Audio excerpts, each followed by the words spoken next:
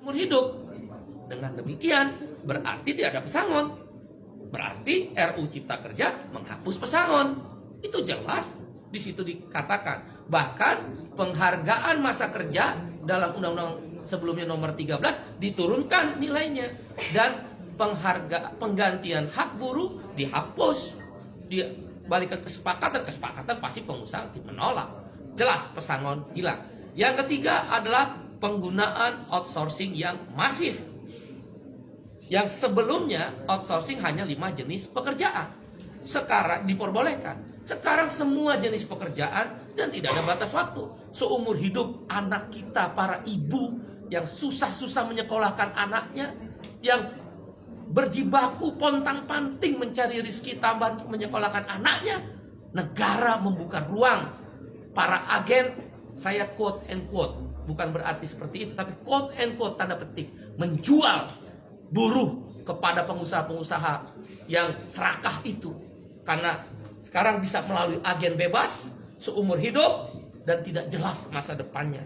Yang keempat adalah alasannya karyawan kontrak sekarang bebas. Dulu karyawan kontrak harus ada persyaratan. Boleh menggunakan karyawan kontrak kalau paling lama 3 tahun pekerjaan itu. Jenis pekerjaan tertentu, untuk pre-pro, bukan mass product, bukan produksi massal dan sebagainya. Sekarang syarat itu dihapus, dibolehkan menggunakan karyawan kontrak semua jenis pekerjaan dengan batas waktu tidak tertentu. Wahai ibu-ibu dan bapak-bapak, anak-anak kita terancam dengan masa depannya yang dikontrak seumur hidup tanpa kejelasan nasibnya, dan di outsourcing seumur hidup melalui para agen-agen pekerja yang menampung pekerja itu. Berbahaya buat negara ini, terlalu liberal, tidak ada perlindungan negara kepada rakyatnya. Yang kelima adalah social security, jaminan sosial dihapus, khususnya jaminan kesehatan dan jaminan pensiun. Dengan berlakunya upah per jam atau istilah dalam undang RU tersebut persatuan waktu, maka tidak ada lagi kewajiban untuk membayar jaminan kesehatan dan jaminan pensiun. Bagaimana menghitung pensiunnya dengan upah per jam? Ditambah dengan adanya outsourcing dan karyawan kontrak yang bebas, siapa yang bayar jaminan pensiun para buruh dan pekerja itu? Dunia pekerjaan Indonesia terancam, pekerja-pekerja lokal terancam. Ditambah yang keenam alasannya adalah tenaga kerja asing.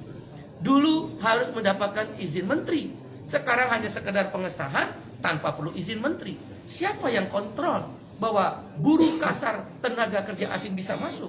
Sekarang saja yang ada izin tertulis menteri bisa hilang, bisa banyak orang buruh kasar tenaga kerja asing masuk. Sudahlah outsourcing, sudahlah kontrak bebas, sudahlah upah murah, sudahlah masa depan tidak ada, buruh-buruh asing bisa bekerja di startup dan lembaga pendidikan sekarang bebas untuk memakai jasa tenaga kerja asing.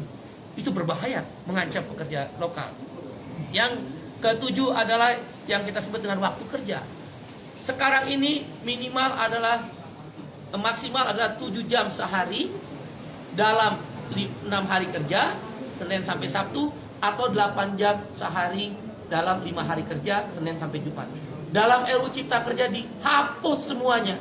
Hanya dikatakan maksimal 40 jam seminggu. Berarti orang boleh bekerja, buruh dipaksa bekerja 14 jam seminggu. Dan buruh tidak diberi waktu istirahat, karena lemburnya boleh 18 jam dalam sehari. Dalam seminggu, maksud saya 18 minggu. Waktu kerjanya tidak lagi 7 jam atau 8 jam. Ini berbahaya untuk masa depan perlindungan kaum buruh. Dan hal-hal lainnya adalah sanksi pidana dihapuskan dengan RUU Cipta Kerja yang baru ini. Orang tidak bayar, pengusaha tidak bayar upah, tidak ada sanksi pidana. Terlambat bayar upah, tidak ada larangan. Kalau begitu kalau saya pengusaha bisa bayar upah 3 bulan sekali dong. Di mana negara kalau begitu? Kalau memang tujuannya investasi, kenapa tidak ada perlindungan? Kita setuju investasi, yang tidak kita setuju adalah tidak ada perlindungan. Dan kemudian hal lainnya yang kesembilan adalah bahwa PHK jadi mudah sekarang. Nggak perlu lagi ada negosiasi dan perundingan dengan serikat buruh. Langsung ke PHI, dan PHI bisa langsung memutuskan Pengadilan Hubungan Industrial. Jadi karena itu kami berpendapat 9 alasan KSPI menolak RUU Cipta Kerja yang sudah resmi diserahkan DPR akan dilakukan perlawanan. Bagaimana kalau kemudian DPR tetap mengesahkan RUU tersebut? Ada 3 langkah yang kami lakukan. 1, aksi besar-besaran selama pembahasan di DPR, maupun kalaulah dipaksa untuk disahkan yang merugikan buruh tadi. Aksi nasional, aksi daerah, bahkan tidak menutup kemungkinan aksi yang melibatkan komponen yang lebih luas. Kawan-kawan mahasiswa, mereka terancam. Begitu masuk pasar kerja, tidak punya masa depan. Para ibu-ibu, bapak-bapak terancam karena mengeluarkan biaya tinggi untuk menyekolahkan anaknya. Tidak punya kepastian masa depan untuk anak-anaknya. Para pemuda-pemuda dan pemudi terancam.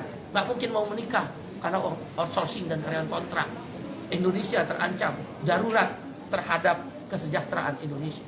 Dan karena itu, aksi besar-besaran melibatkan semua masyarakat yang lebih luas dan masif akan dilakukan. Di DPR, di pemerintah, di daerah, bahkan boleh jadi secara nasional akan dilibatkan aksi yang lebih besar-besaran. Menghentikan produksi kalau memang